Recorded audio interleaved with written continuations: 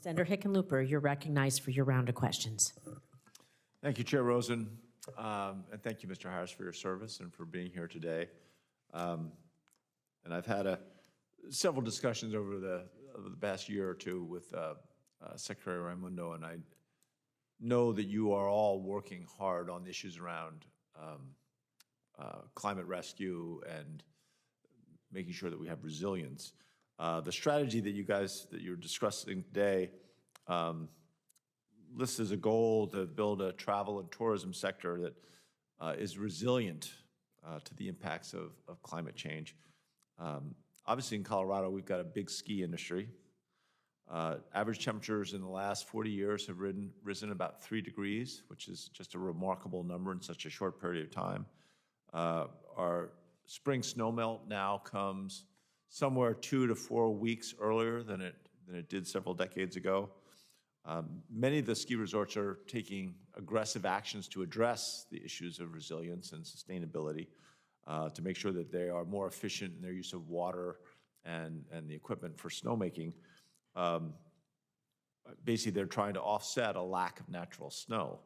Can you discuss some of what you all perceive as the importance of decarbonization and resilience planning in terms of the health of the national tourist agency or tourist industry, not just in Colorado? Thank you, Senator, for that question. You're right to note that climate factors very heavily into the strategy. It even includes mention about seasonality and changing temperature affecting ski locales and others where this will need to be factored in and how they welcome and what they do with respect to recovering from the pandemic. I would say, Senator, more concretely, this strategy is committed to decarbonization as it is a primary goal of the administration, which means investing in things like electric vehicles, charging stations, thinking about working with industry on sustainable fuel sources as well. It is also focused on working with local communities to make sure that the planning is in place to have sustainable tourism ecosystems. That's the planning and management with a sustainability focus so that these resources and these amazing destinations will be here for decades and decades to come. Yeah, and I think that's again, we think of the natural wonders as such a resource that contributes so significantly to our economy, but it's something that depends on longevity and basically, hopefully, eternity. Let me switch to a different aspect to the ski resorts. Most of our ski resorts pay fees to the National Forest Service that are on Forest Service land to a large extent. Fees nationwide are almost $40 million a year now.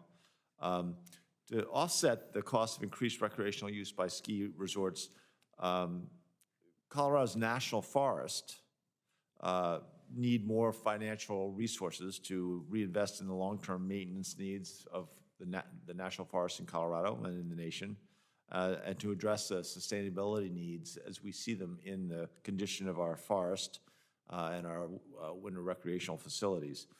We co-sponsored, I was one of the co-sponsors on the Ski Hill Resources for Economic Development. That sounds unusual name, but so we could get to the acronym SHRED. But the SHRED Act to support our outdoor recreation communities. And I wanted to ask you to discuss the Department's 2022 National Travel and Tourism Strategy. How does it support the needs of the outdoor recreation community? Thank you, Senator. Supporting the needs of the outdoor recreation community is a priority of this strategy. It is both in terms of the commitments that we are making, that we want to showcase all offerings, and we want to make sure that all communities benefit, whether it's urban and rural, whether it's outdoor recreation, particularly in underserved communities. It also is a factor in the EDA grants in supporting the ecosystems to welcome and make sure that these outdoor recreation sites aren't overutilized or are unable to cope, particularly in gateway communities. And it's a point, too, in implementing and carrying forward with the bipartisan infrastructure law as infrastructure related to national parks, trails, and others are ready to go. We are really ambitious in setting this number for increased visitation, but it will be crucial that we work with communities to be ready to receive visitors in increased numbers in a sustainable way. Great, that's perfect. just about out of time, so I'll yield back to the Chair Rosen, but just point out that the skiing in Colorado still is slightly better than the skiing in Tahoe. All right, well, I'll throw out the last question then. She was just trying to cut me off. We have some great skiing in Nevada. No, is there skiing in Florida, Senator Scott? Let me ask one quick last question. Many hardworking tourism employees provide the services, create the enjoyable experiences that drive this tourism economy, and we need to provide housing and transportation options because the communities and where these resorts are have priced themselves out of such transportation and housing choices. Colorado cities and towns in Colorado cities and towns are benefiting from grant programs in the bipartisan infrastructure law, the infrastructure bill, to help build public transit that connects livable areas with popular mountain destinations. How does the 2022 National Travel and Tourism Strategy support the needs of the tourism workforce? Thank you for that question, Senator. Supporting the needs of the workforce is a priority. It is going to be crucial to implement the strategy.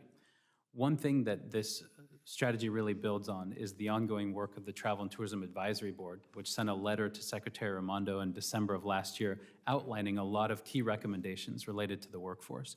And we've included many of those recommendations and are looking to departments and agencies to think through implementation of how we can be doing more. It lists some of the examples that you mentioned, like housing. It also includes things like career pathway programs, reliable worker transportation, and supporting family care access. We need to look holistically at supporting workers and their families so that they can partake in this industry and find the career pathways that will serve them, including and particularly related to people of color and women. Great.